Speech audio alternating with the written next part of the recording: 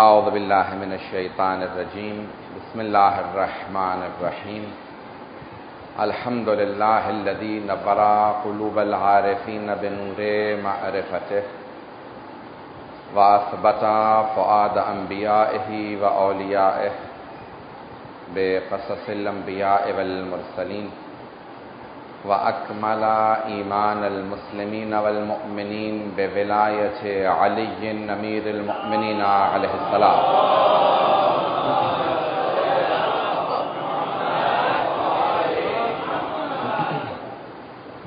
والصلاة والسلام والتحية والإكرام على أفضل الموجودات العبد المؤيد والرسول المسدد المصطفى الامجد المحمود الاحمد اعنی ابا القاسم محمد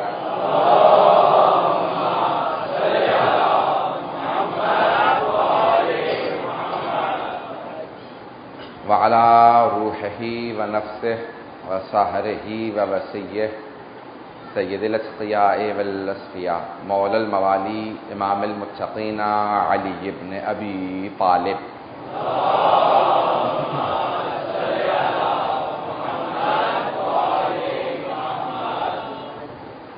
وعلى أوصيائه لا سيما بقية الله في الأرضين روحي وأرواح العالمين لتراب مقدمه الفداء واللعنة الدائمة على أعدائهم أجمعين من الآن إلى قيام يوم الدين. أما بعد فقد قال علي بن أبي طالب عليه الصلاة والسلام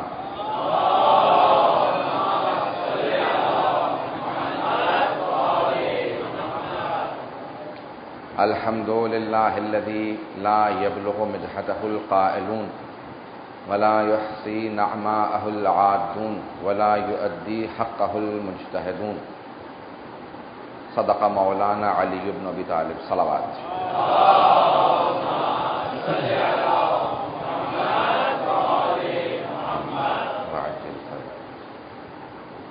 1437 کے محرم الحرام کا چاند نظر آ چکا ہے.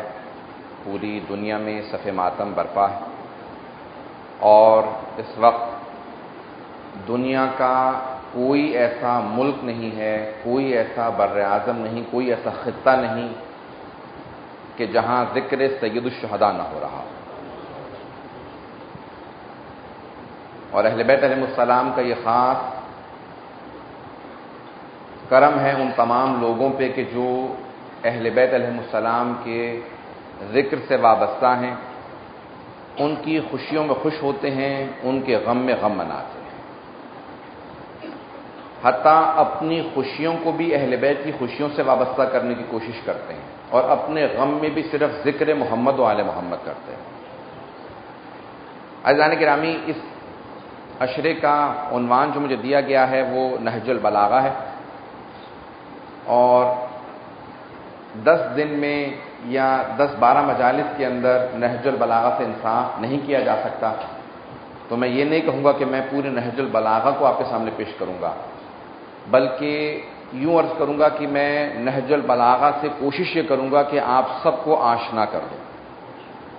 تو اس عشرے کا عنوان نہج البلاغہ یا آشنائی با نہج البلاغہ، کہ ہم آگاہ ہو سکیں کہ نہج البلاغہ کس کتاب کا نام ہے اور اس میں کون کون سے مطالب پائے جاتے ہیں. تو میں ایک اس میں سے انتخاب کردہ مطالب، مولا کے خطبات، مکتوبات اور بہت سے کلمات قصار کو آپ کے سامنے پیش کروں گا. بہت سے بزرگ علماء، فقہاء، مجتہدین کئی برسوں سے نہج البلاغہ پڑھا رہے ہیں اور ابھی تک نہج البلاغہ مکمل طور پہ نہیں پڑھا پائے. تو اس کے لیے بہت زیادہ وقت درکار ہے. عزیزان گرامی، نہج البلاغہ سید ردی نے، حضرت آیت اللہ العظمیٰ العلامہ المحقق سید ردی، جو امام موسیٰ کاظم علیہ السلام کی 5ویں پشت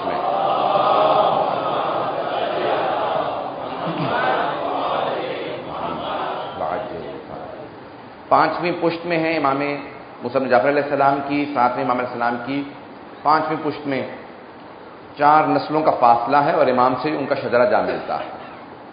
آج بھی جب آپ کاظمین زیارت کے لیے تشریف لے جائیں گے تو حرم کے باب القبلہ میں نہیں بلکہ باب القبلہ سے جب باہر نکلیں گے تو پہلے الٹے ہاتھ پہ ان کے بڑے بھائی سید مرتضیٰ کا روضہ ہے اور باہر دوسری طرف سید رضی کا، دونوں کی قبریں اور چھوٹی چھوٹی ذریحاں لگی ہوئی ہیں امام کی بارگاہ کے اندر۔ دونوں نے وصیت کی تھی، وہیں پڑھایا کرتے تھے، وہیں انہوں نے درس حاصل کیا، اور دونوں کو اہل بیت کی خاص تائید حاصل تھی۔ ان کے استاد شیخ مفید تھے، سب کے ذہنوں میں واقعہ ہوگا، صرف اشارہ کر کے آگے بڑھنا ہے کہ شیخ مفید نے خواب میں دیکھا کہ خواب میں ان سے کسی نے کہا کہ اے شیخ جناب سیدہ آپ سے ملنے کے لیے آئی، تو شیخ تڑپنے لگے کہ ایسا کیسے ہو سکتا ہے کہ جناب خاتون جنت رحمت کریں۔ تو خواب میں کہتے ہیں کہ میں کھڑا ہوا، دروازہ کھلا، ایک برقعے میں خاتون داخل ہوئی، 2 بچوں کے ہاتھ پکڑ رکھے تھے، اور آنے کے بعد کہا اے شیخ میرے ان دونوں بیٹوں کو پڑھاؤ۔ یہ جملہ سنا شیخ مفید جب اٹھے تو بے انتہا رونے لگے، زار و قطار گریہ کرنے لگے۔ کہا بی بی کے بیٹوں کے نام حسن و حسین ہیں، مجھ سے ایسی کون سی گستاخی ہوئی ہے شاید کہ جس کی وجہ سے بی بی نے مجھے خواب میں آ کے تنبیہ کی ہے، مجھے ڈانٹا ہے کہ تم نے اتنی جرأت کی کہ میرے بیٹوں کو پڑھانے کی کوشش کرو۔ اس دن شیخ نے درس بند کر دیا، کہا آج سے درس نہیں پڑھاؤں گا، آج میری طبیعت ٹھیک نہیں ہے، پورا دن نہ کچھ کھایا، روتے رہے۔ کا پروردگارہ کون سی ایسی گستاخی ہوئی کہ بیوی نے مجھ سے کہا میرے بیٹوں کو پڑھاؤ؟ بھلا جوانان جنت کے سردار کہاں اور مجھ جیسا حقیر ہے خادم اہل بیت کہاں؟ سوچ ہی رہے تھے کہ اتنے میں خادم آیا، کہا اے شیخ ایک سید زادی ہیں، وہ کہتی ہیں کہ مجھے شیخ سے ملنا۔ اب اچانک ایک مرتبہ پریشان ہونے لگے، خواب میں اسی رات جناب سیدہ کو دیکھا تھا تو فوراً دروازہ کھولا، کہ جس طرح سے خاتون جنت برقعے میں آئی تھی وہ سید زادی 2 بچوں کی انگلیاں پکڑے ہوئے، ایک 7 برس کا بچہ، ایک 6 برس کا بچہ، حجرے میں داخل ہوئی۔ کہا اے شیخ یہ میرے 2 بیٹے ہیں، میں امیر المومنین کی نسل سے ہوں، میرے ان دونوں بیٹوں کو 10 پڑھاؤ۔ جیسے یہ جملہ سنا، خواب میں جو 2 بچے دیکھے تھے وہ وہی 2 بچے تھے جو شیخ نے دیکھے تھے۔ فوراً اٹھے، کہا میں جتنی میری استطاعت ہے میں پورا دل لگا کر ان دونوں بچوں کو پڑھاؤں گا، کیونکہ خاتون جنت نے خواب میں مجھے حکم دیا انہیں پڑھانے کا۔ وہ دونوں بچے سید مرتضیٰ اور سید رضی تھے، جن کو شیخ نے بہت ہی محنت کے ساتھ، کیونکہ بی بی کا حکم آ چکا تھا، شیخ کو پڑھانا شروع کیا۔ نوجوانی میں سید مرتضیٰ بہت بڑے ادیب بن گئے، بہت بڑے شاعر بنے، تمام علوم پہ دسترس حاصل کی، اور نوجوانی میں نہج البلاغہ جمع کرنا شروع کی۔ کہا کہ میں اپنے پہلے مولا اور آقا کے تمام کلام کو جمع کروں گا، اور اس کا نام رکھا نہج البلاغہ۔ اور اس میں 3 حصے ہیں نہج البلاغہ میں۔ پہلا حصہ مولا کے خطبات ہیں جو مولا نے خطبے دیے، دوسرا حصہ مکتوبات کا ہے جو مولا نے خطوط لکھے ہیں مختلف لوگوں کو، اور تیسرا حصہ مولا کے کلمات قصار ہیں، مختصر احادیث ہیں۔ پہلے حصے میں جو مولا کے خطوط ہیں، بعض اوقات ترتیب 239 یا 240 ہوتی ہے، 2 خطبوں کو کچھ نے ایک شمار کیا، کچھ نے زیادہ شمار کیا کہ نہیں یہ 2 خطبے نہیں بلکہ ایک خطبہ ہے، تو ترتیب کم اور زیادہ ہو جاتی ہے، لیکن تقریباً 240 خطبے ہیں نہج البلاغہ میں، اور 79 خط ہیں، 79، 1 کم 80 مولا کی اس میں مکتوبات مکتوب ہیں، اور 480 کلمات قصار ہیں۔ یہ نہج البلاغہ کا مختصر صاحب کے سامنے تعارف ہے۔ اکثر لوگ پہلے خطبے سے شروع کرتے ہیں، اور جب پہلا خطبہ جو توحید پہ ہے بے انتہا سنگین، کہ خود نہج البلاغہ میں مولا فرماتے ہیں کہ کلام الامام امام الکلام، امام کا کلام تمام کلاموں کا امام ہوا کرتا ہے۔ جیسے تمام مخلوقات میں امام کا مقام ہوتا ہے، اسی طرح سے تمام مخلوقات کے کلام میں امام کے کلام کا مقام ہوا کرتا ہے۔ جیسے امام کی کوئی اللہ کی مخلوقات میں مثال نہیں ہوتی، اسی طرح سے امام کے کلام کی بھی کوئی مثال نہیں ہوتی، وہ بے مثال ہوتا ہے۔ اب امام علیہ السلام نے خود سے، اب اکثر لوگ جب شروع کرتے ہیں نہج البلاغہ کو تو پہلے خطبے سے شروع کرتے ہیں، اس کے بعد پھر ہمت ہار کے نہج البلاغہ رکھ دیتے ہیں۔ وہ کہتے ہیں کہ ہمارے بس کی بات نہیں کہ نہج البلاغہ سمجھ سکیں۔ کوشش یہ کرنی چاہیے کہ جب بھی آپ نہج البلاغہ شروع کریں تو تیسرے حصے سے شروع کریں، اس میں مختصر سے اقوال ہیں، بے انتہا گہرے ہیں، مولا کے ہر جملے کو سونے کے پانی سے لکھنے کی ضرورت ہے، تب لوگوں کو مولا کے کلام کی ارزش معلوم ہوگی۔ اب تک توجہ ہے مجمع کی میرے ساتھ؟ تو عزیزان گرامی، مولا کا کلام بے انتہا نایاب ہے۔ اب میں یہاں پہ ایک عیسائی بہت بڑا رائٹر جس کا 2 برس پہلے انتقال ہوا ہے، لبنان کے بہت بڑے رائٹر تھے، نام جارج جورڈک، یا عربی میں جارج جرداق کہا جاتا ہے، جرداق۔ یہ بہت بڑے ایک رائٹر تھے، مصنف تھے اور بہت بڑے ادیب تھے، عربی کے، عرب تھے لیکن عیسائی، پیدائشی عیسائی تھے۔ خود ہی اپنی کتاب میں لکھتے ہیں کہ میں نے کیسے امیر المؤمنین پہ لکھنا شروع کیا۔ کہا کہ میرا ایک دوست صاحب، بہت گہری دوستی تھی، وہ شیعہ تھا، ایک دن آیا اور مجھ سے کہنے لگا، ایک بہت بڑی کانفرنس تھی، وہاں پہ میرا خطاب تھا، کہا کہ یہ نہج البلاغہ ہے، اس کو ضرور پڑھیے گا۔ تو کہا کہ میں عیسائی تھا، میں مسلمانوں کی کتابیں نہیں پڑھا کرتا تھا۔ میں نے فوراً سوال کیا، نہج البلاغہ کس کی کتاب ہے؟ کہا کہ یہ امیر المؤمنین علی بن ابی طالب علیہ السلام کا کلام ہے۔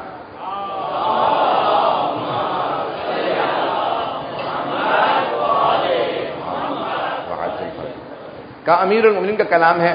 کہا اچھا کتنے برس پرانا ہوگا؟ کہا اس کے ذہن میں فوراً آیا کہ مولا بہت پہلے گزرے ہیں، تو کہا کتنے برس پرانا ہوگا؟ کہا 1000 سال پہلے جمع کیا گیا ہے، اور مولا نے جب خطبے کہے تھے تو 1400 سال پہلے یہ خطبے کہے ہیں۔ کہا میں نے صرف اس دوست کی محبت میں کتاب کو لے لیا، لیکن سوچنے لگا کہ 1400 سال پہلے کہے ہوئے خطبے ہمارے زمانے کے کس کام کے ہیں؟ 1000 سال پہلے ایک کوئی معاذ اللہ دقیانوسی کتاب لکھی گئی ہے، وہ آج کے کس دور میں کس کے کام آ سکتی ہے؟ کہ یہ سوچ کے میں نے کتاب اٹھائی اور میں نے جا کے گھر میں رکھ دی۔ کچھ دنوں بعد میں کچھ پڑھ رہا تھا، اچانک کتاب میرے سامنے سے گزری، میں نے کتاب کو کھولا، نہج البلاغہ کو اٹھایا اور پڑھنا شروع کیا۔ ایک خطبے سے نظر گزری، اس کے اندر کچھ ایسے خطبات تھے، کچھ ایسے کلام تھے جو سائنس میں آج تک ثابت ہی نہیں ہوئے تھے۔ بس وہ ایک خطبہ پڑھا اور میں نے خطبہ پڑھنے کے بعد رکھ دیا۔ کہا تو ابھی تو سائنس نے ثابت نہیں کیا، یہ کیسے ہو سکتا ہے کوئی انسان 1400 سال پہلے 1400 سال بعد کی بات کر رہا ہو؟ کہ پھر میرا دل اٹھ گیا، میں نے تو فیصلہ کر لیا کہ اس کے بعد سے نہج البلاغہ کبھی مطالعہ نہیں کروں گا، کبھی نہیں پڑھوں گا۔ نہج البلاغہ بند کر کے رکھ دی۔ کہ میں ایک سائنس کا پروگرام ٹی وی پہ دیکھ رہا تھا کہ ایک سائنسدان نے خطاب کرتے کرتے کہا کہ ابھی تازہ دریافت یہ ہے کہ سائنس نے تمام مخلوقات سے متعلق، سمندروں کی گہرائیوں سے متعلق، دوسری مخلوقات سے متعلق یہ باقاعدہ ایک پوری بحث شروع کی۔ جب یہ سنا تو اچانک میرے ذہن میں نہج البلاغہ کا علی ابن ابی طالب کا وہ خطبہ آیا جس میں مولا نے یہ کہا تھا۔ اچانک میرا دل پریشان ہونے لگا کہ 1400 برس پہلے واقعی کوئی علی بن ابی طالب وہ کلام کہہ گیا جو سائنس آج دریافت کر رہی۔ کہا میں نے فوراً پڑھنا شروع کیا۔ کہا جب میں نے پڑھنا شروع کیا تو وہ عیسائی رائٹر کہتا ہے کہ میں نے جوانی میں پہلی مرتبہ 30-35 برس کی عمر میں پڑھا تھا، 90 برس سے زیادہ کے وہ تھے 2 سال پہلے جب انتقال ہوا۔ کہ میں اپنی زندگی میں اول سے آخر تک 200 مرتبہ نہج البلاغہ کا مطالعہ کر چکا ہوں۔ کا 200 مرتبہ نہج البلاغہ کا مطالعہ کر چکا ہوں، اور جتنی مرتبہ پڑھتا ہوں ہر دفعہ کچھ نہ کچھ نیا کلام میرے سامنے منکشف ہوتا ہے، جسے پڑھنے کے بعد یقین ہو جاتا ہے کہ متقین کے امام کا نام، علم لدنی رکھنے والے کا نام علی ابن ابی طالب تھا۔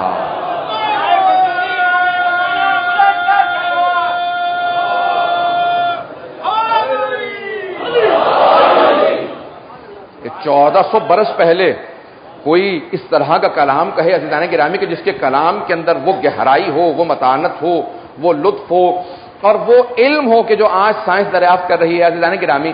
اب اس نے لکھنا شروع کیا اور اس نے مولا پہ بے انتہا کتابیں لکھی ہیں، اور ایک کتاب کا نام ہے الصوت العدالت الانسانیہ، انگریزی میں اس کے کئی ترجمے ہو چکے ہیں، the voice of human justice, انسانی عدالت کی ندا یا آواز۔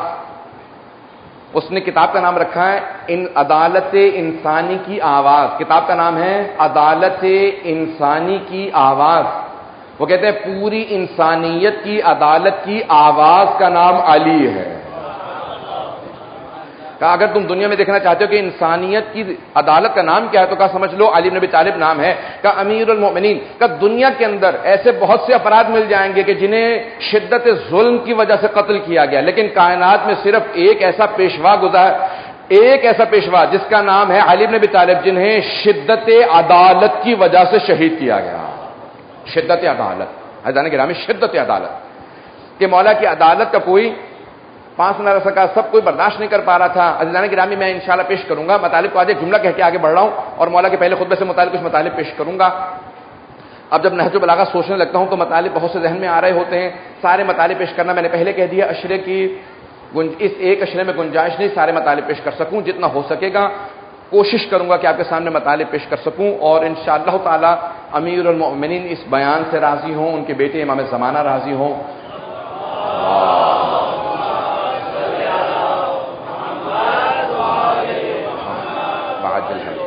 تو عزیزان گرامی نہج البلاغہ مولا کیا فرماتے ہیں کہ اگر اسی نہج البلاغہ میں فرماتے ہیں، اگر آپ پہلا جو مولا کا اپنے ظاہری حکومت کے بعد خلافت کے بعد خطبہ ہے، جسے آج آپ لوگ اپنی سادہ زبان میں مینیفیسٹو کہتے ہیں، جسے منشور کہا جاتا ہے کہ انسان بتاتا ہے میں حکومت جب چلاؤں گا تو کیسے حکومت چلاؤں گا، تو امیر المؤمنین نے جو نظام دیا ہے، کہا کسی کو کوئی بھی عہدہ نہیں ملے گا جب تک کہ اس میں صلاحیت نہ پائی جاتی ہو۔ میری حکومت میں کوئی بھی جو عہدے کا امیدوار ہوگا اسے صلاحیت کی بنیاد پہ، جسے آپ لوگ میرٹ کہتے ہیں، کہ میرٹ بیسس پہ میں عہدہ دوں گا۔ عزیزان گرامی مولا نے پھر اس کے بعد بیان کرنا شروع کیا کہ بیت المال کو ایسے خرچ کیا جائے گا جیسے پیغمبر اسلام نے فرمایا، حکم رسول خدا ہے، عدالت الہیہ کا جیسا نظام ہونا چاہیے ویسے۔ پھر فرمایا کہ اگر گزشتہ ادوار کے اندر کوئی حکومت میں رہ چکا ہے، کسی عہدے پہ رہا ہو، اور اس نے بیت المال سے کوئی مال استعمال کر لیا ہو ناجائز طور پہ، یہاں تک کہ مولا نے فرمایا اگر تم میں سے کسی کے باپ نے بیت المال سے پیسے ناجائز طور پہ لے کے تم میں سے کسی کی ماں کا حق مہر ادا کیا ہو، میں اس پیسے کو بھی واپس لوں گا۔ میں جملہ بہت سخت کہہ گیا ہوں، مولا نے بیان فرمایا کہ اگر مہر بھی ناجائز طور پہ بیت المال کے پیسوں سے ادا ہوا تو میں اس کو بھی واپس لے لوں گا۔ عزیزان گرامی مولا کا خطبہ بہت سخت تھا، بہت سے لوگ اٹھے باہر گئے، آپس میں گفتگو کرنے لگے کہ واقعی علی ایسا کریں گے؟ کسی نے کہا کہ نہیں، یہ سیاسی خطبہ ہے، سیاسی تقریر ہے، انشاءاللہ اس پہ عمل نہیں کریں گے، نہیں تو پھر کون اس ایسی حکومت میں رہ سکتا ہے، سبھی ہم لوگ ظالم ہیں۔ عزیزان گرامی اب ایک مرتبہ جب مولا نے اس پہ عمل کرنا شروع کیا تو بہت سے ایسے افراد موجود تھے جو دین پہ عمل نہیں کرتے تھے اور ان کے لیے بے انتہا مشکل تھا، اور مولا نے کہا کہ نہیں، ویسا ہی عمل کیا جائے گا جیسا میں نے پہلے خطبے میں کہہ دیا تھا۔ وہ اور ہوں گے کہ خطبہ دکھانے کا اور ہوگا، عمل کرنے کی حکومت اور ہوگی۔ میری حکومت عدالت پہ استوار ہوگی، جتنا کچھ انجام دوں گا وہ عدالت کے مطابق ہوگا۔ عزیزان گرامی اب نہج البلاغہ کے اندر بے انتہا خطبات ہیں۔ پہلا خطبہ توحید سے متعلق ہے، اس کے کچھ مطالب پیش کرنا چاہتا ہوں، اگر سارے مجمع کی توجہ میرے ساتھ ہوگی۔ صلوات پڑھیں گے محمد وعلی محمد۔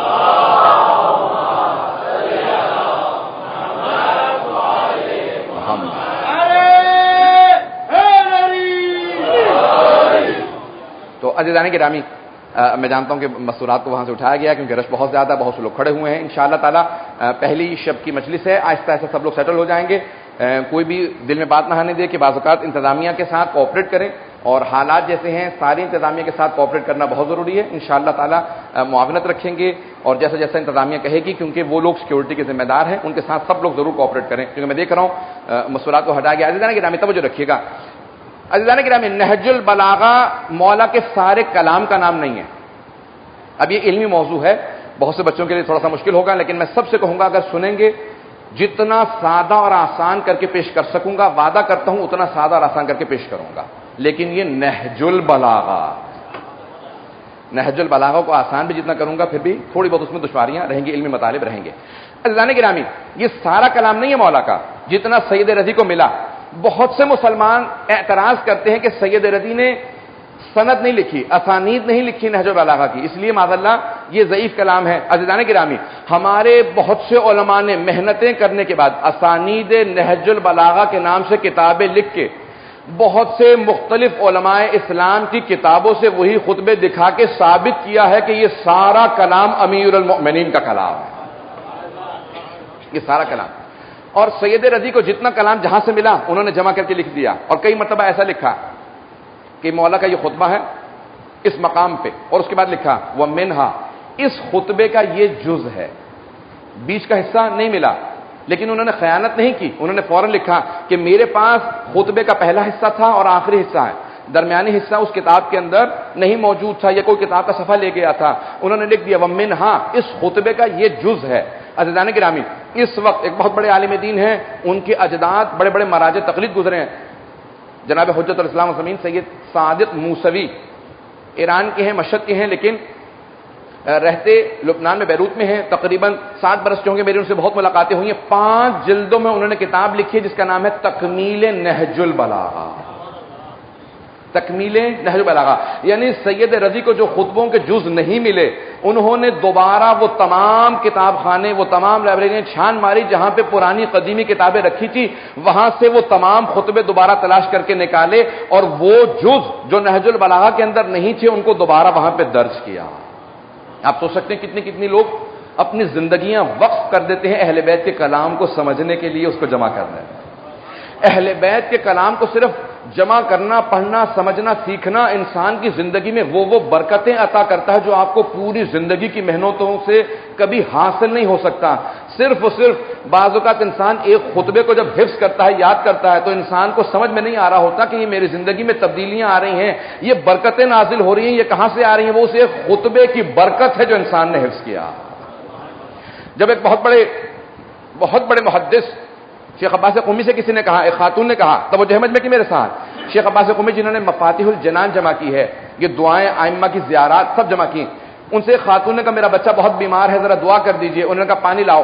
پانی جب لائیں تو انہوں نے اپنی انگلیاں اس میں گھمائیں، کہا جا کے بچے کو پانی پلا دینا۔ کہا شیخ آپ نے نہ کوئی دعا پڑھی، نہ کوئی اس کے اندر خاک شفا ڈالی، نہ کوئی کلام ڈالا، اور صرف انگلیاں گھما کے آپ کہہ رہے ہیں کہ جاؤ جا کے بچے کو پانی پلا دو۔ کہ ان انگلیوں نے ہزاروں احادیث اہل بیت لکھی ہیں، کیا اہل بیت اتنی بھی میری ان انگلیوں کی آبرو نہیں رکھیں گے؟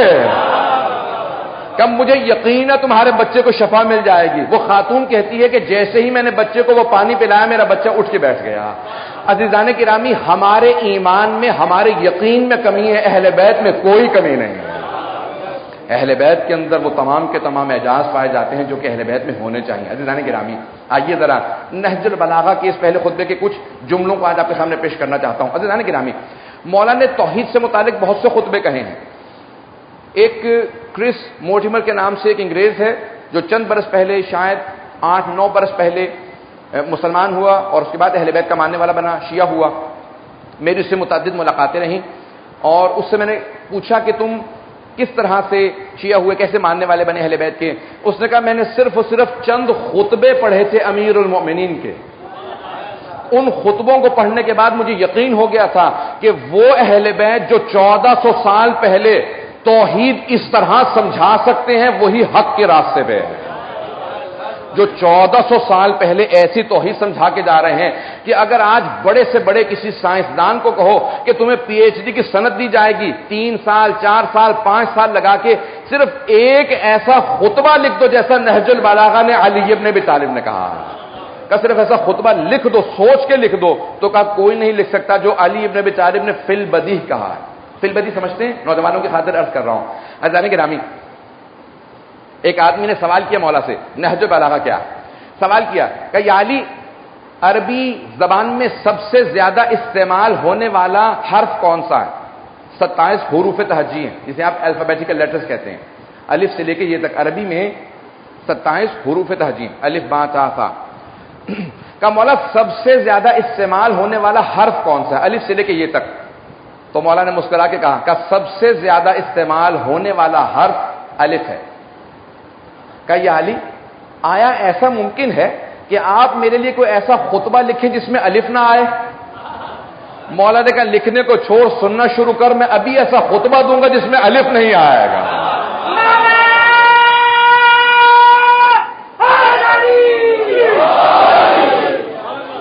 مولا نے فی البدیہ اسی موقع پہ ایک ایسا خطبہ دیا، پورے خطبے کے اندر کہیں الف نہیں آیا۔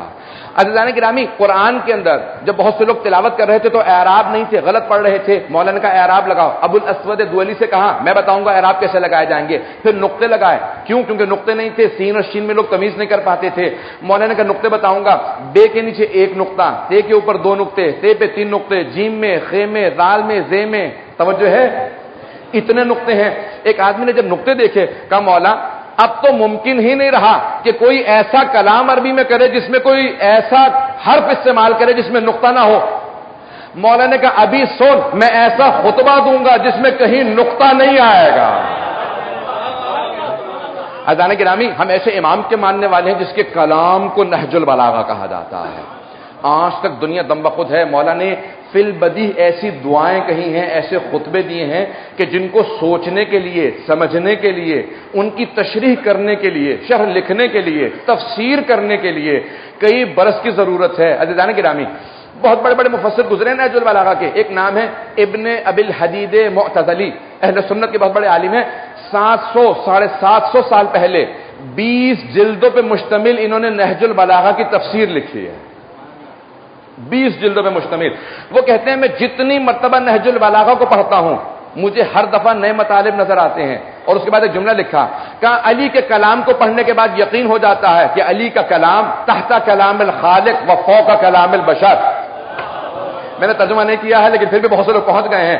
وہ ابن ابی الحدید معتزلی کہتے ہیں کہ مجھے یقین ہے کہ کوئی آدمی اسے کچھ نہ پتا ہو کہ علی کون تھے، امام تھے، معصوم تھے، حجت خدا تھے، منصوص من اللہ تھے، کچھ نہ جانتا ہو، صرف عربی زبان جانتا ہو، اسے نہج البلاغہ پڑھا دو تو خود اس کا شعور، اس کے عقل و فراست، فہم و فراست سب گواہی دیں گے کہ اللہ کے کلام سے نیچے اور تمام مخلوقات کے کلام سے بالاتر کلام کا نام نہج البلاغہ.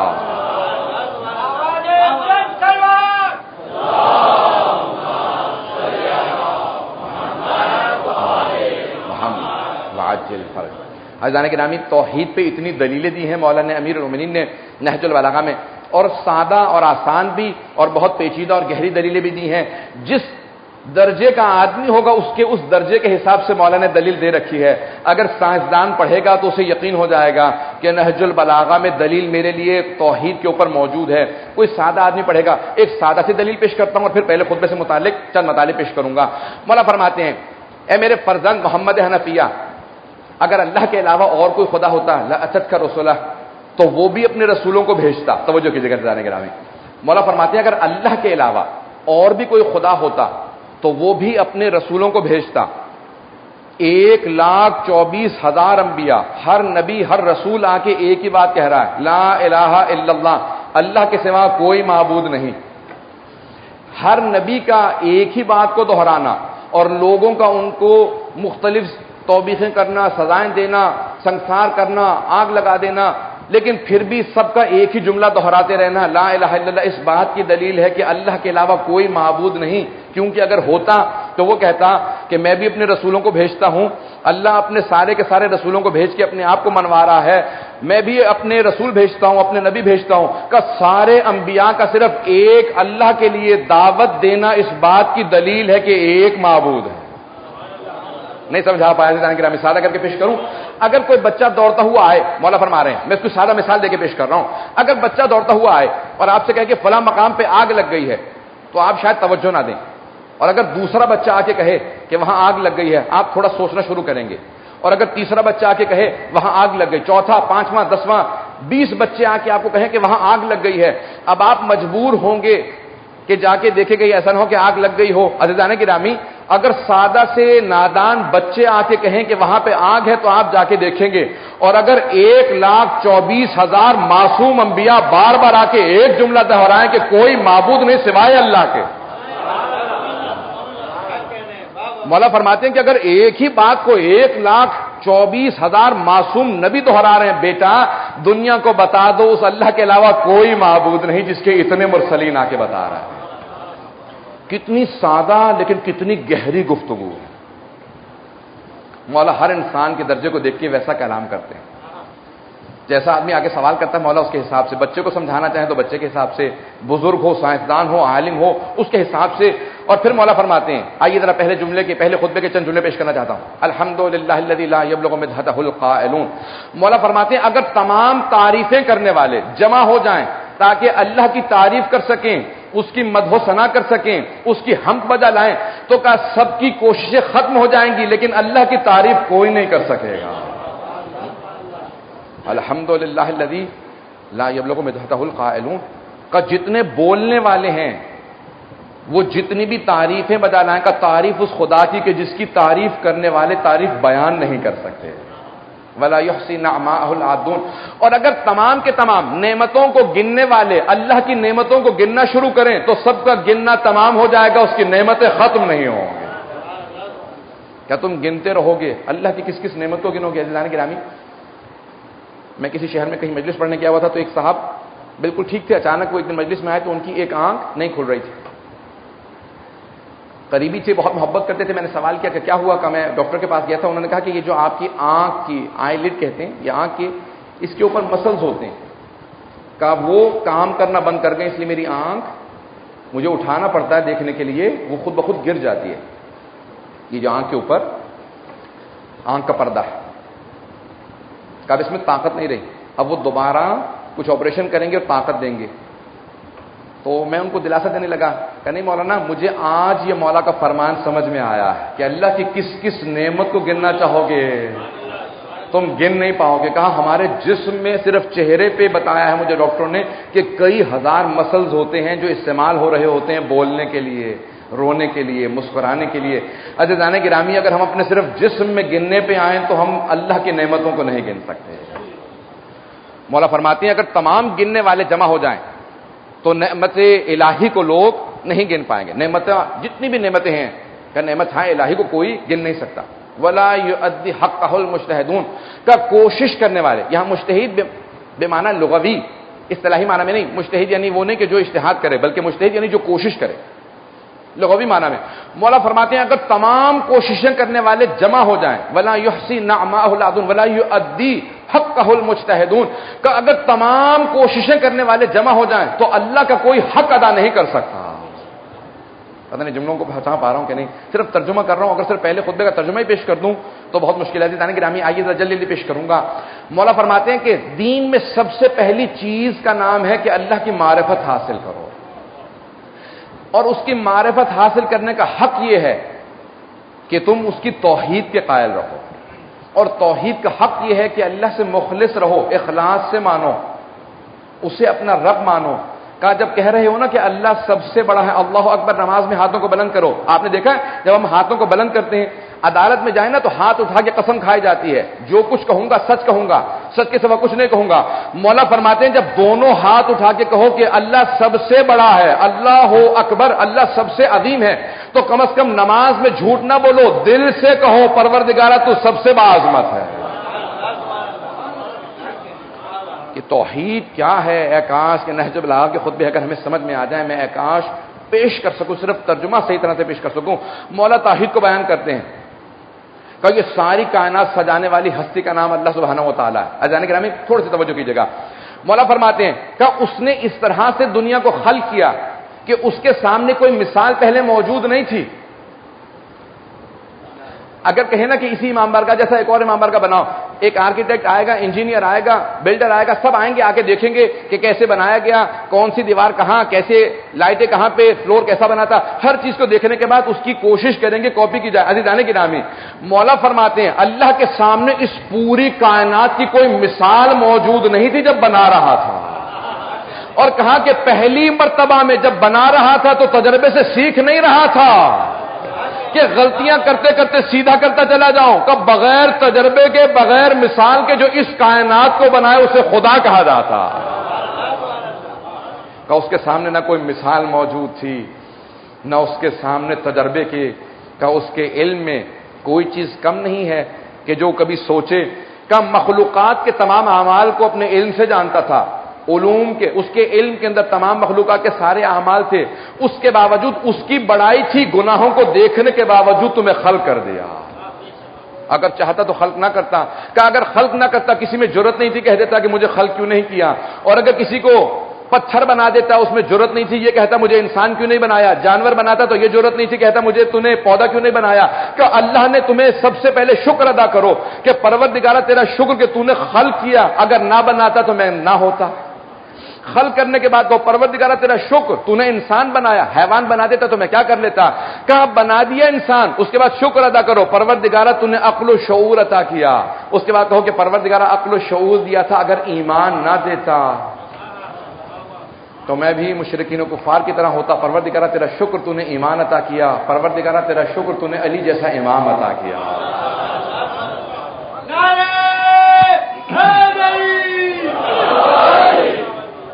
عزیزان گرامی، ہم کس امام کے ماننے والے ہیں جنہوں نے اس طرح سے توحید کو سمجھایا. مولا پھر آگے جانے کے بعد کہتے ہیں کہ یہ ساری کی ساری کائنات جب اس نے بنائی تو کتنے ستارے ہیں، کتنے سیارے ہیں. آج اس پوری کی پوری کہکشاں کو جسے آپ گیلیکسی کہتے ہیں، دنیا کے اندر اربوں خربوں گیلیکسیز موجود ہیں، کہکشائیں موجود ہیں، اور یہ تمام کہکشائیں پھر ایک ملکی وے میں ہیں. مولا فرماتے ہیں ابھی لوگ دنیا میں اللہ کی مخلوقات کو صرف گن نہیں سکتے. اتنے ستارے سیارے، اتنے نظام موجود ہیں کہ لوگ گن نہیں سکتے. کہ جو اس کی مخلوقات کو گننا نہیں جانتے وہ خدا کا انکار کیسے کر دیتے ہیں. اللہ کا انکار کر دیتے ہیں کہ اس کی مخلوقات کو سمجھتے نہیں ہیں اور خالق کا انکار کر دیتے ہیں. پھر مولا کے فرماتے ہیں کہ اس نے اسی آسمان کے اوپر تمہیں سامنے ستارے سجائے. پھر ایک سورج کو تمہارے لیے تمازت کے لیے دیا، پھر ایک چاند کو گرمائش کے لیے دیا، کہا کس طرح سے چاند تمہیں ایک ایمان کی گرمائش عطا کرتا ہے، دن کے اندر سورج روشنی عطا کرتا ہے، دن میں اللہ نے جس طرح سے تم نے اپنے گھروں کے اندر رات کو تاریکی سونے کے لیے قمقمے لگا رکھے ہیں، اللہ نے رات کے اوپر سارے آسمان پہ ستارے سجا رکھے ہیں۔ عزیزان گرامی، اس پیارے انداز سے مولا نے تمام کی تمام اس کائنات کا ایک نقشہ کھینچا ہے کہ سوائے اس کے کہ جو ان چیزوں کا شاہد ہو کوئی دوسرا بتا ہی نہیں سکتا۔ مولا فرماتے ہیں کائنات کتنی وسیع ہے، اور پھر مولا نے کائنات کو بتانے کے بعد فرشتوں کا نظام بتایا، کتنے فرشتے ہیں۔ کہا اللہ نے ایسے فرشتے خلق کیے ہیں جو رکوع میں ہیں وہ سجدے میں نہیں جاتے، جو سجدے میں ہیں وہ رکوع نہیں کرتے، جو تسبیح بجا لا رہے ہیں وہ ہم کے لیے طاقت نہیں رکھتے، جو ہم کرتے ہیں ان میں دوسرے کی صلاحیت نہیں ہے۔ تو اتنی مخلوقات اللہ نے تسبیحات کے لیے خلق کی ہیں، انہیں تمہاری اس عبادت کی ضرورت نہیں ہے، اس عبادت سے تم اللہ سے قریب ہوتے ہو۔ وہ اپنے آپ کو تمہاری عبادت کا محتاج نہیں بناتا۔ اگر کوئی اس کی حمد بجا لاتا ہے تو اللہ میں کوئی اس کی عظمت میں اضافہ نہیں ہوتا، اگر کوئی اس کا انکار کر دیتا ہے تو اس کی عظمت میں کمی نہیں آتی۔ حمد بجا لانے والا اپنے آپ کو خدا سے قریب کرتا ہے، اور حمد بجا نہ لانے والا اپنے آپ کو خدا سے دور کرتا ہے۔ عزیزان گرامی، یہ توحید کا پورا نظام اور پھر پورا فرشتوں کا ایک نظام۔ پھر اس کے بعد مولا نے جناب آدم علیہ السلام کی پہلی خطبے کے اندر خلقت سے متعلق کچھ جملے کہے ہیں کہ اللہ نے سارے ملائکہ کو بتایا کہ میں زمین پہ اپنا خلیفہ بھیجنے والا ہوں، اپنا نمائندہ بھیجنے والا ہوں۔ اور جب جناب آدم کو خلق کیا، اس پوری خلقت کا قرآن کے اندر بھی تذکرہ ہے، مولا نے اپنے انداز سے تذکرہ کیا ہے۔ اور پھر مولا نے ابلیس کے مذموم ہونے کا، اس کے تکبر کا تذکرہ کیا ہے۔ چند جملے مولا کے پیش کروں گا شیطان سے متعلق کہ مولا نے کس زاویے سے شیطان کو سمجھایا کہ دیکھو اس کو سمجھو، جب دشمن کو سمجھو گے تبھی اس سے بچ سکو گے، جب تک دشمن کو سمجھو گے نہیں۔ انہ لکم عدو مبین، قرآن کہتا ہے کہ شیطان تمہارا آشکار کھلا ہوا دشمن ہے۔ عزیزان گرامی، ان جملوں کو پیش کرنا چاہتا ہوں۔ مولا فرماتے ہیں کہ اس نے 6000 سال عبادت کی تھی۔ بہت سے لوگ یہ جملہ سن کے پریشان ہو جاتے ہیں کہ 6000 سال عبادت اور ایک سجدے میں اب سارے اعمال اللہ نے رد کر دیے۔ عدالت سے بالاتر وہ رحمان و رحیم ہے، اس کی رحمت ہر چیز سے بالاتر ہے، حتیٰ عدالت سے زیادہ اس کی رحمت ہے۔ ورحمتی وسعت کل شیء، قرآن میں کہتا ہے کہ اور میری رحمت ہر چیز پہ احاطہ کیے ہوئے۔ توجہ ہے مجھ میں کہ میرے ساتھ؟ تو مولا سمجھا رہے ہیں اس جملے کو کہ ایک سجدے کی وجہ سے 6000 سال کی عبادت رد نہیں ہوئی۔ مولا فرماتے ہیں کہ آزمائش کے بعد وہ جو اندر کا شیطان کا تھا وہ کھل کے سامنے آیا، اس کے اعمال قبول نہیں ہو رہے تھے۔ اللہ متقین سے اعمال کو قبول کرتا ہے۔ شیطان کے تمام اعمال فرشتوں پہ آشکار نہیں تھے، وہ اس کی ظاہری عبادت کو دیکھ کے اسے بلا رہے تھے آسمان پہ، اور اللہ اس کے دل کا بھید جانتا تھا کہ یہ سب کچھ دکھاوے کے لیے کر رہا ہے۔ 6000 سال کی عبادت رد اس وقت ہوتی ہے جب قبول ہو رہی ہو۔ پتہ نہیں واضح ہے یا نہیں؟ مولا نے کہا رد تو اللہ تب کرتا جب وہ قبول ہو رہی ہوتی، وہ سب کچھ دکھاوے کے لیے تھا۔ جس دن آزمائش ہوئی اس کے سارے اعمال کھل کے سامنے آ گئے، وہ جو اندر کا شیطان تھا وہ سب سارے فرشتوں پہ واضح ہو گیا کہ سارے فرشتے جا جا کے اسے کہتے تھے۔ معصوم کی روایت ہے جب اللہ نے کہا نا کہ یہ آدم ہے، میں نے اسے خلق کیا، جب اس میں اپنی روح پھونک دوں گا تو اس دن تم سب سجدے میں گر جانا اس کے سامنے، لیکن تم میں سے ایک ایسا ہوگا جو اس کو سجدہ نہیں کرے گا، اور اسی پہ قیامت تک کے لیے میری لعنت ہوگی۔ تو کہا جب یہ جملہ سنا سارے فرشتے تڑپنے لگے، رونے لگے، اور ابلیس کے پاس آئے ایک ایک کر کے سب فرشتے، کہا ہمارے لیے دعا کر دے کہ وہ میں نہ ہوں جس پہ اللہ کی لعنت ہو۔ مولا فرماتے ہیں کہ شیطان نے سب کے لیے دعا کی لیکن اپنے لیے دعا نہیں کی، اتنا مغرور و متکبر تھا۔ کہ پروردگارہ ان پہ لعنت نہ بھیجنا، یہ نہیں کہتا تھا مجھ پہ لعنت نہ بھیجنا، کہ اتنا مغرور و متکبر تھا، سمجھتا تھا کہ میرا احسان ہے خالق پہ، میں اس کی عبادت کرتا ہوں۔ کہ کب جا کے آشکار ہوا، کب کھل کے سامنے آیا؟ جب اللہ نے امتحان لیا۔ بہت سے لوگ جب تک امتحان نہیں ہوتا چھپے رہتے، پتہ نہیں بات واضح ہے یا نہیں؟ مولا فرماتے ہیں کہ شیطان سے سبق سیکھو، جب تک امتحان نہیں ہوتا بہت سے لوگ چھپے رہتے ہیں، ہر طرف سے حمد و ثنا بجا لاتے ہیں، تعریف کرتے ہیں، جیسی آزمائش شروع ہوتی ہے فوراً شکوے شروع ہو جاتے ہیں، یہ ہمارے گھر میں چوری کیوں ہوئی، یہ ہمارے گھر میں پریشانی کیوں آئی، میں ہی بیمار کیوں ہوا، اللہ کو کوئی اور نہیں ملا تھا۔ کہا دیکھو کبھی شکوہ نہ کرنا، یہ اللہ کی آزمائشیں ہوتی ہیں، آزمائشوں میں سرشار رہنا، اللہ کا شکر بجا لاتے رہنا انسان کی ایمان کی علامت ہے۔ عزیزان گرامی، کتنے اسی خطبے کے اندر اسرار و رموز ہیں جو مولا امیر المؤمنین نے نہج البلاغہ میں فرمائے، اور پھر مولا نے اسی خطبے کے اندر جناب سرور کائنات حبیب خدا رسول خدا محمد مصطفیٰ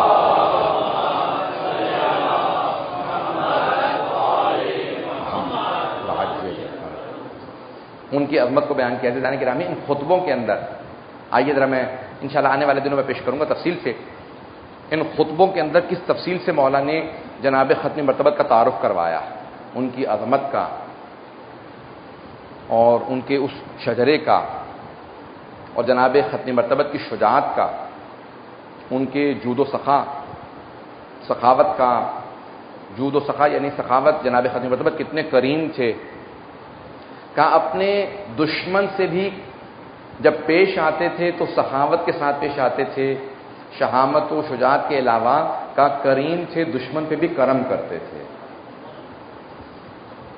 کہ رسول خدا بے انتہا۔ اب جناب ختم مرتبت کا تعارف اگر پاکستان میں ایوارڈ دیا جاتا ہے سیرت النبی لکھنے پہ، کاش کہ کوئی آدمی نہج البلاغہ سے سیرت نبی کو مرتب کرے کہ مولا امیر المؤمنین نے سیرت رسول خدا کیا فرمائی۔ صرف ایک جملے کو پیش کروں گا اور آگے خطبے کے جملوں کی طرف جاؤں گا۔ مولا نہج البلاغہ میں فرماتے ہیں کہ کان رسول اللہ صلی اللہ علیہ وسلم طبیب دوار بطبہ، کا ایک ایسے طبیب تھے، ایک ایسے لوگوں کے نفوس کا علاج کرنے والے تھے کہ جو اپنی طبابت کو، اپنی پریکٹس کو اپنے ہاتھ میں لیے معاشرے کے ساتھ چلتے تھے۔ پتہ نہیں توجہ ہے یا نہیں میں کہ مولا آپ نے دیکھا ہے اکثر ڈاکٹر اپنی پریکٹس کھولتے ہیں، اپنی کلینک کھول لیتے ہیں، سرجری اب مختلف نام ہے، اور کہتے ہیں لوگ آئیں علاج کے لیے۔ کیا رسول خدا ایسے معالج نہیں تھے، نفسوں کے ایسے علاج کرنے والے نہیں تھے کہ جو لوگوں کو دعوت دیں کہ آؤ میرے پاس اپنے نفسوں کا علاج کراؤ؟ کیا رسول خدا حبیب خدا اس ہستی کا نام تھا کہ جو لوگوں کے نفسوں کا علاج کرنے کے لیے لوگوں کے پاس جایا کرتے تھے، کہ لوگوں کے پاس جا کے ان کے نفوس کا علاج کرتے تھے۔ کہاں رسول طبیب دوار بطبہ، جب بھی میں اس جملے کو پڑھتا ہوں میرے رونگٹے کھڑے ہو جاتے ہیں کہ مولا آپ سے بہتر رسول خدا کو کوئی نہیں جانتا۔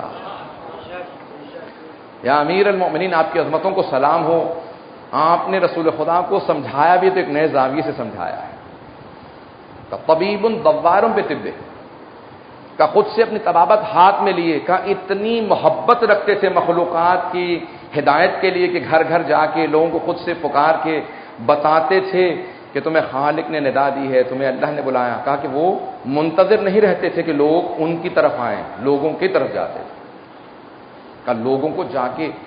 عزیزان گرامی، اللہ نے ارسال اور بعث کا قرآن میں لفظ استعمال کیا، انا ارسلنا رسلنا بالبینات، انا بعثنا، یا ہم نے بھیجے، رسول بھیجے ہیں، بعث کیے ہیں۔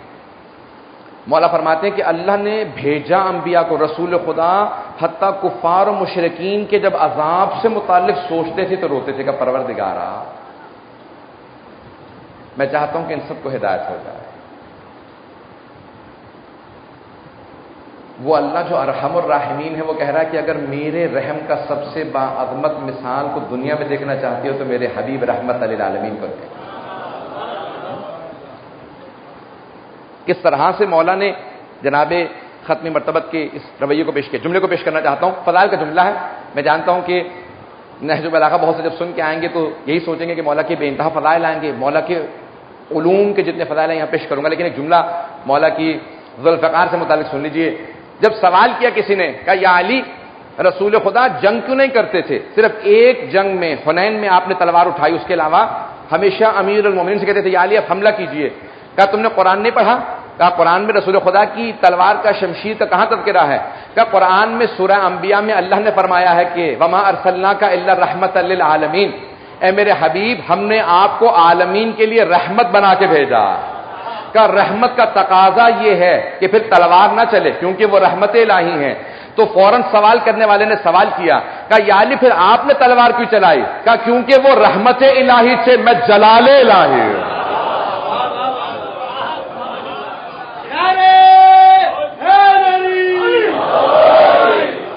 کہ میں جلال الہی کا دنیا کے اندر اللہ کے دشمنوں کے اوپر اس کا جلال ہوں، اللہ کے منکروں پہ اس کا جلال ہوں، رسول خدا کے دشمنوں پہ جلال الہی ہوں، کہ جو رسول خدا کی طرف ہاتھ بڑھتا تھا اس ہاتھ کو میں روکتا تھا، کہ اگر کوئی پتھر آتا تھا تو اس کو سینے پہ لیا کرتا تھا۔ عزیزان گرامی، نہج البلاغہ میں مولا نے اپنی زحمتوں کو پیش کیا، میں ذرا سادہ سے الفاظ میں بہت تیزی سے پیش کروں گا، مجمع کی توجہ میرے ساتھ رہے۔ مولا فرماتے ہیں کہ میرے والد گرامی نے میرا ہاتھ پکڑ کے کہا تھا کہ یا علی، میرے اس بھتیجے پہ کبھی کوئی آنچ نہ آئے، کہ جب میرے بابا نے مجھ سے کہا نا، ابو طالب نے مجھ سے کہا کہ یا علی میرے اس بھتیجے پہ، میرے اس مرحوم بھائی کے یتیم بیٹے پہ کوئی آنچ نہ آئے، تو میں نے اپنے بابا سے وعدہ کیا، کہا کہ بابا جان پتھر مجھے لگے گا لیکن رسول خدا تک نہیں پہنچے گا، جو ہاتھ بڑھے گا مجھ سے ہوتا ہوا رسول خدا پہ جائے گا، میں ان کے دشمنوں کی ہڈیاں توڑ دوں گا لیکن ان تک نہیں آنے دوں گا۔ اب وہ وعدہ تھا ایک وارث بیٹے کا اپنے وارث باپ سے، جو علوم انبیاء کا، عصمت انبیاء کا وارث باپ تھا، اس کا وہ وارث بیٹا جو سارے انبیاء کی عصمتوں کا وارث تھا، وعدہ کیا بابا جان میں وعدہ کرتا ہوں کہ کوئی پتھر کوئی آنچ رسول خدا تک نہیں پہنچ سکتی جب تک آپ کا بیٹا موجود ہے۔ امیر المومنین کہتے ہیں پھر میں نے ہر طرح کی قربانی پیش کی، میں سائے کی طرح ساتھ رہتا تھا، جب جنگ شروع ہوتی سامنے کھڑا ہو جاتا تھا، جب بچپنے میں، میرے بچپنے میں لوگ رسول خدا کو پتھر مار رہے تھے تو میں پتھر سینے پہ لیا کرتا تھا، میں پیغمبر کو کوئی پتھر لگنے نہیں دیتا تھا۔ کہا رسول خدا نے بڑی زحمتیں کر کے دین پہنچایا، بعض اوقات فاقے کیے اور اپنے سینے پہ، اپنے پیٹ پہ پتھر باندھ دیا کرتے تھے، اور جب شیب ابی طالب میں تھے تو کہا کہ خود جناب ابو طالب، جناب خدیجہ جو دونوں رئیس تھے، کہا اس طرح کے عالم سے گزرے، نہج البلاغہ میں فرماتے ہیں اس طرح کے عالم سے گزرے کہ انہوں نے بعض اوقات کھجور کے درخت کے پتے کھا کے گزارا کیا، حبیب خدا رسول خدا کی محبت میں پتے کھا لیتے تھے، کہا کہ آج ایک پتا کھا لیتے ہیں اس پہ گزارا کریں گے۔ پھر مولا فرماتے ہیں، کہتے ہیں کہ جناب ابو طالب اور جناب خدیجہ، کیونکہ دونوں سردار، جناب خدیجہ ملکۃ العرب تھیں، بہت دولت مند تھیں، جناب ابو طالب سردار تھے۔ ایک سردار کے لیے سختی دیکھنا بہت مشکل کام ہے، ایک ملکۃ العرب کے لیے فاقے کرنا مسلسل کئی روز بہت مشکل کام ہے۔ پیغمبر اسلام فرماتے ہیں کہ میں 3 طبقوں کو بہت احترام دیتا ہوں، وہ امیر جو بہت غریب ہو جائے، وہ ترس رہا ہوتا ہے محبت کے لیے، کہ وہ عزیز جو لوگوں کے اندر گم ہو جائے، کہ وہ ترس رہا ہوتا ہے عزت کے لیے۔ عزیزان گرامی، اب سمجھ میں آتا نہیں مصائب کے جملے؟ مولا فرماتے ہیں کہ جب وہ پتے کھا لیتے تھے تو اتنی ان کی کھال باریک ہو گئی تھی کہ جناب ابو طالب اور جناب خدیجہ کے پیٹ پہ کھایا ہوا پتھر نظر آتا تھا، پتا ان کی کھال اتنی باریک ہو گئی تھی، ان کی رگیں نظر آنے لگی تھی۔ کھال کیوں؟ کیونکہ کھانا نہیں کھا رہے تھے، جسم کا وزن گرتا چلا جا رہا تھا اور بہت کمزور ہو گئے تھے، کہا ان کی رگیں نظر آتی تھی اور پیٹ میں ان کی آنتیں نظر آتی تھی، کہا اتنے کمزور ہو گئے تھے، لیکن پھر بھی کہتے تھے کہ ہماری جان فرمان محمد مصطفیٰ آپ پر، یا رسول اللہ آپ پر ہماری جان قربان، جناب خدیجہ، جناب ابو طالب۔ اور عزیزان گرامی، اب سمجھ میں آتا کہ جناب ابو طالب کی پوری ذریت اسلام پہ اتنی بڑی قربانی پیش کرنے کے بعد پریشان نہیں ہوتی۔ میدان کربلا میں کبھی آپ نے کسی ضعیف سے ضعیف روایت کے اندر کسی منکر سے منکر عالم کے منہ سے یہ جملہ سنا جو اہل بیت کا منکر ہو، اس کے بھی کبھی منہ سے جملہ سنا کہ میدان کربلا سے کوئی بچہ بھاگ گیا تھا؟ عزیزان گرامی، دشمنان اہل بیت بھی کہیں گے تو یہی کہیں گے کہ میدان کربلا میں کوئی بچہ بھی فرار کرنے کے لیے تیار نہیں تھا، بلکہ بار بار سوال کرتے تھے۔ جناب قاسم جیسا ایک نوجوان بچہ 13 برس کا، وہ کہہ رہا چچا جان، جب فہرست پیش کر رہے تھے نا شہداء کربلا کی، کہا چچا جان کیا شہداء کی فہرست میں میرا نام نہیں ہے؟ سوال 2 طرح کے ہوتے ہیں نا، ایک ہوتا ہے چچا جان کیا میرا نام ہے شہداء کی فہرست میں؟ اگر یہ سوال کرتے نا کہ کیا میرا نام ہے، تو اس سے یہ مفہوم نکل سکتا تھا کہ شاید پریشان ہوں، مضطرب ہوں، شاید ان کے دل کے اندر معاذ اللہ کوئی اضطراب موجود ہو، لیکن یہ سوال نہیں کیا کیا میرا نام ہے، بلکہ کہا چچا جان کیا شہداء کی فہرست میں میرا نام نہیں ہے؟ یعنی پریشانی اور اضطراب اس بات پہ ہے کیا کہیں خدا نہ خواستہ ایسا تو نہیں کہ میرا نام آپ نے نہ لکھا ہو؟ تو جناب سید الشہداء نے مسکرا کے ایک سوال کیا، کیف الموت عندک، اے میرے بھتیجے قاسم موت کو کیسا پاتے ہیں؟ اب سمجھ میں آیا جناب قاسم پوتے ہیں جناب امیر علیہ السلام کی، کہ احلی من العسل، کا شہد سے زیادہ میٹھی، میں پیش کروں گا آگے۔ عزیزان گرامی یہ کیوں اتنی قدرت و قوت پائی جاتی ہے ذریت جناب ابو طالب میں، ذریت امیر المومنین میں، کہ ہر طرح کی قربانی پیش کرنے کے باوجود ان میں کمزوری نہیں محسوس ہوتی، بلکہ بھوک و پیاس کے ساتھ زیادہ جلال نظر آتا ہے۔ جیسے جیسے دن گزرتا جا رہا تھا شہداء کے چہروں کا جلال بڑھتا چلا جا رہا تھا۔ دشمن کہتے ہیں، وہ جو میدان کربلا میں مارنے کے لیے آئے تھے نا، وہ کہتے ہیں کوفے میں واپس جانے کے بعد، وہ کہتے ہیں جیسے جیسے عاشور کا دن گزر رہا تھا حسین کے چہرے کا جلال بڑھتا چلا جا رہا تھا، کمزوری نہیں آ رہی تھی، جلال بڑھ رہا تھا، ہیبت حسین کی بڑھتی چلی جا رہی تھی۔ ہمیں گھبراہٹ ہو رہی تھی کہ حسین جب جنگ کریں گے تو کیسی جنگ ہوگی۔ عزیزان گرامی، میں ایک روایت کو پیش کرنا چاہتا ہوں کہ میدان کربلا کا اتنا عظیم معرکہ شروع ہو رہا ہے، آج چاند رات ہو گئی ہے۔ میں ابھی 1-2 ہفتے پہلے کربلا سے آیا ہوں، تیاریاں شروع ہو چکی تھیں، عجیب و غریب ایک ماحول تھا۔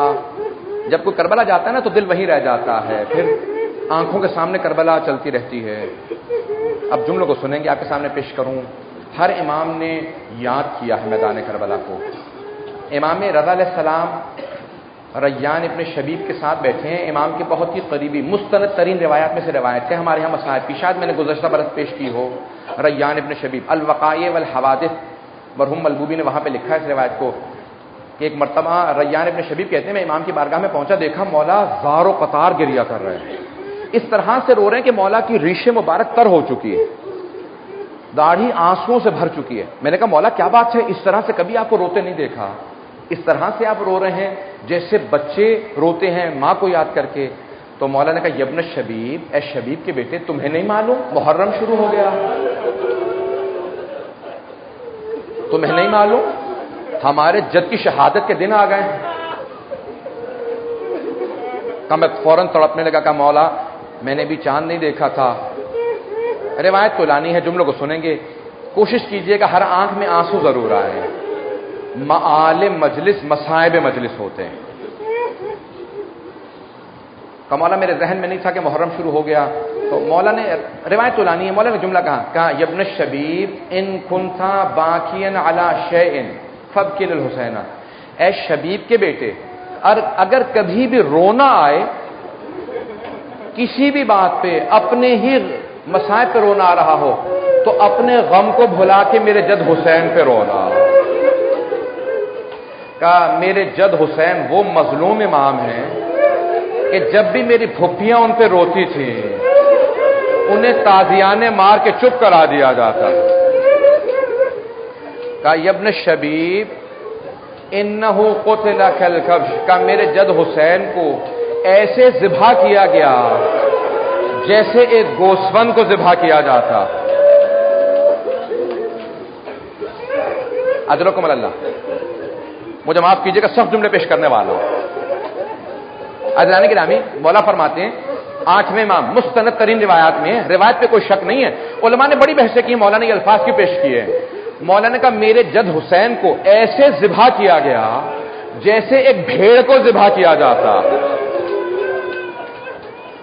تو اب ریان ابن شبیب پوچھنے والے ہیں، وہ کہتے ہیں مولا کیا پانی پلا کے ذبح کیا گیا تھا؟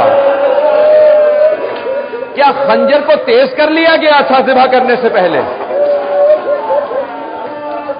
آپ نے دیکھا ابھی عید الاضحیٰ گزری ہے، جب بھیڑ یا بکرے کو ذبح کرنے لگتے ہیں نا تو دوسرے بھیڑ بکریوں سے چھپا لیتے ہیں، دوسرے جانور کے سامنے ذبح نہیں کرتے۔ کہا مولا کیا آپ کے اہل بیت سے چھپا کے ذبح کیا تھا؟ ایک مرتبہ امام رضا تڑپنے لگے، بلند آواز سے رونے لگے، کہا نہ پانی پلایا، نہ خنجر کو تیز کیا، نہ میری پھپھی 70 قدم کے فاصلے پہ کھڑی دیکھ رہی تھی، ان کے سامنے پردہ کیا۔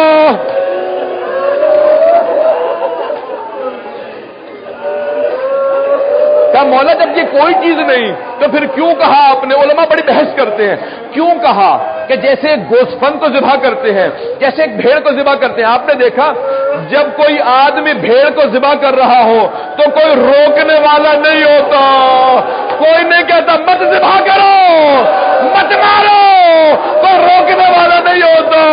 مولا امام رضا کہتے ہیں جب میرے جد حسین کو مارا جا رہا تھا کوئی روکنے والا نہیں تھا، سب کہتے تھے جلدی مار دو حسین کو.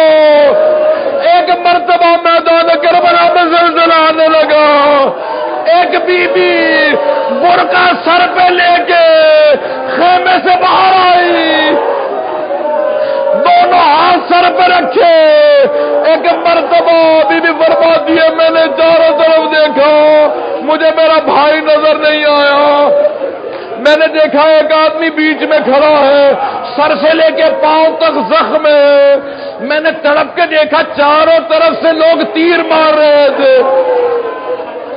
جسے تیر نہیں ملتا تھا وہ نیزہ مارتا تھا, جسے نیزہ نہیں ملتا تھا وہ تلوار کا وار کرتا تھا, جسے کچھ نہیں ملتا تھا وہ پتھر مارتا تھا.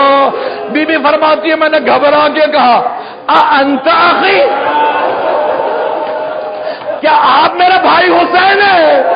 کہ میرے بھائی نے یہ نہیں کہا ہاں یا نہ.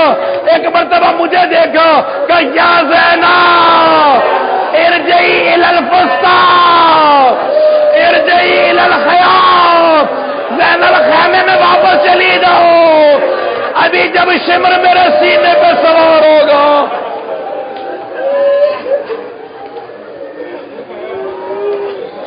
الا لعنۃ اللہ علی القوم الظالمین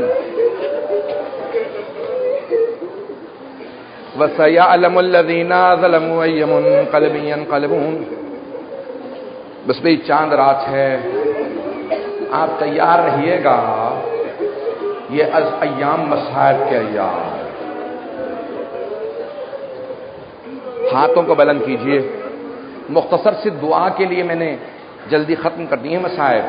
ہاتھوں کو بلند کیجئے گا. پروردگارا, میں ہمیشہ یہ جملہ کہا کرتا ہوں, جب بڑے بڑے علماء نے پوچھا نا امام زمانہ سے مولا آپ کے شیعوں کے لیے کوئی پیغام ہے, تو امام زمانہ نے کہا میرے شیعوں سے کہنا جب بھی میرے ظہور کی دعا مانگے میری پھپھی زینب کا واسطہ دیں. اللہ میری پھپھی کا واسطہ رد نہیں کرتا. آئیں بھائی سب ہاتھوں کو بلند کیجئے گا. ذرا ایک مرتبہ کہیں پروردگارا چادر جناب زینب کا واسطہ, ہماری گنہگار آنکھوں کو امام زمانہ کا ظہور دیکھنا نصیب فرما. پروردگارا آج شب سے کربلا میں امام زمانہ ڈیرے ڈالیں گے, سارے زائرین کا استقبال کریں گے. عزادار کے حقیقی وارث تو امام زمانہ ہے نا. پوری دنیا میں جو جو فرش عزا بچھاتا ہے نا وہ امام زمانہ کی نمائندگی کر رہا ہے. اس لیے نیتوں کو خالص رکھیں. جو عزاداری میں آتا ہے امام زمانہ کو پرسہ ضرور دے. دو ہستیوں کو پرسہ دینا لازم ہے, سب کو پرسہ دیں لیکن دو ہستیوں کو. ایک جناب سیدہ سلام اللہ علیہ, جناب زہرا کو کیونکہ ان کے لال کا ماتم ہے, اور دوسرا امام زمانہ جو آج وارث ہے عزاداری کے. آئیں بھی ذرا مل کے ہاتھوں کو بلند کر کے کہیے گا پروردگارا دنیا میں بہت ظلم بڑھ چکا ہے, ظالموں کا خاتمہ فرما. داعش کا تمام دہشت گردوں کا خاتمہ فرما. داعش کو غارت فرما. مؤمنین کی حفاظت فرما. ہمارے مقامات مقدسہ کی حفاظت فرما. نجف و کربلا کی, سامرہ کی بلد کی, شام کے تمام روضوں کی, کاظمین کی حفاظت فرما. پروردگارا جنت البقیع تعمیر ہوتا دیکھنا نصیب فرما. پروردگارا جنت البقیع کی ان ٹوٹی ہوئی قبروں کا واسطہ کہ جب جناب سید الشہداء جا رہے تھے تو پہلے نانا کے روضے پہ آئے, پھر ماں کی قبر پہ آئے. روایت کے الفاظ ہیں الوقائع والحوادث میں کہ جیسے ایک بچہ ماں سے لپٹ کے روتا ہے نا, سید الشہداء قبر مطہر سے ایسے لپٹے ہوئے تھے اور لپٹ کے اتنا رو رہے تھے قبر سے, اور بار بار کہتے تھے اماں میں مدینہ چھوڑ کے جا رہا ہوں, اماں میں عراق جا رہا ہوں, اماں میں عراق جا رہا ہوں. میرا دل کہتا ہے کہ اسی بی بی نے فوراً آواز دی ہوگی بیٹا آپ اکیلے نہیں جائیں گے, میں ساتھ جاؤں. پروردگارا واسطہ اس بی بی کی عظمتوں کا تمام کے تمام مومن و مومنات کی حفاظت فرما. جو ہاتھ بلند ہے کسی کو رد نہ فرما. عزاداری کی عزاداروں کی حفاظت فرما. پاکستان میں جہاں جہاں, عراق میں, بحرین میں, یمن, جہاں جہاں عزاداری ہو رہی ہے پروردگار عزاداری خیر و عافیت سے مکمل فرما. پروردگارا ایک اور واسطہ دوں گا, میں مکمل کر دوں گا. پروردگارا ایک آخری واسطہ دے رہا ہوں. پروردگارا واسطہ ہے اس امام کا کہ جو آج کربلا معلیٰ کے اندر سارے زائرین کا استقبال کر رہے ہوں گے, اور استقبال کرتے ہوئے کن جملوں کو دہراتے ہیں زیارت ناحیہ ذرا جا کے پڑھیے گا، اس کے جملوں کو ذرا دیکھیے گا، بڑے مصائب ہیں اس کے اندر۔ مولا فرماتے ہیں میرے جد حسین اب میں صبح و شام آپ پہ گریا کروں گا، بدلت دموع دما، اگر میرے آنسو خشک ہو جائیں تو میں خون کے آنسو بہاؤں گا۔ مولا جب بھی میری پھپھیاں آپ پہ روتی تھی انہیں تازیانے مارے جاتے تھے، مولا اب میں صبح و شام آپ پہ گریا کروں گا۔ پروردگارا اس امام کی عظمتوں کا واسطہ، آج چاند رات ہے، ابھی تو میں نے تفصیل سے مسائل پیش ہی نہیں کیا ہے، یہ سب رو رہے ہیں، پروردگارا ان آنسوؤں کو جناب سیدہ کے رومال میں جگہ عنایت فرما، ہم سب کو زندگی میں امام حسین کی زیارت نصیب فرما، آخرت میں سید الشہداء کی شفاعت نصیب فرما۔ پروردگارا جو جہاں جہاں پہ بسا ہوا ہے، پروردگارا جو مرادیں رکھتا ہے، جس نے التماس سے دعا کی ہے، جو جس طرح کی پریشانی رکھتا ہے، سب کی پریشانیاں دور فرما، التماس سے دعا کرنے والوں کی دعائیں مستجاب فرما، بے اولادوں کو اولاد عنایت فرما، مقروضوں کے قرض ادا فرما، پریشان حالوں کی پریشانیاں دور فرما۔ ربنا تقبل منا انك انت السميع العليم بحق محمد وآله الطيبين الطاهرين المعصومين صلوات۔